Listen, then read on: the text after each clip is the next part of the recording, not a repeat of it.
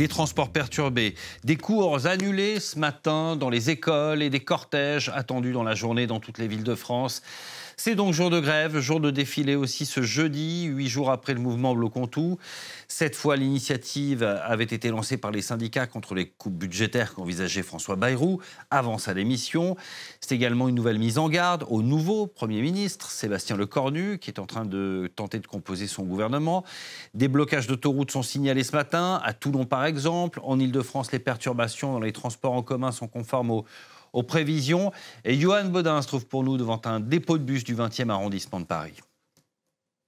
Nous sommes porte de Vincennes et des affrontements viennent d'avoir lieu. 400 manifestants qui ont tenté de bloquer un dépôt de bus de la RATP.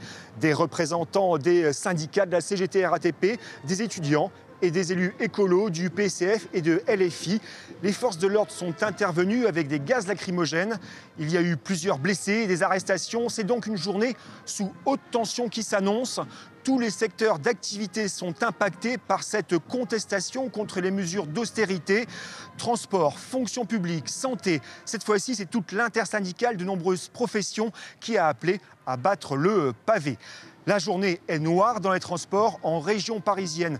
Près de 80% des agents qui conduisent bus, métro ou RER sont déclarés grévistes. Résultat, de très grosses perturbations, des lignes de métro à l'arrêt, d'autres partiellement ouvertes.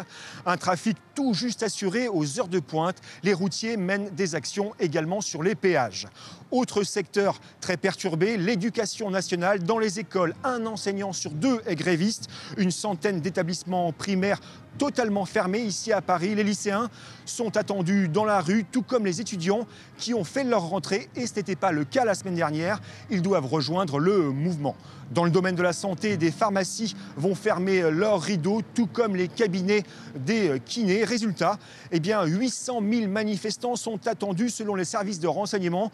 Une journée de mobilisation beaucoup plus importante que celle de la semaine dernière.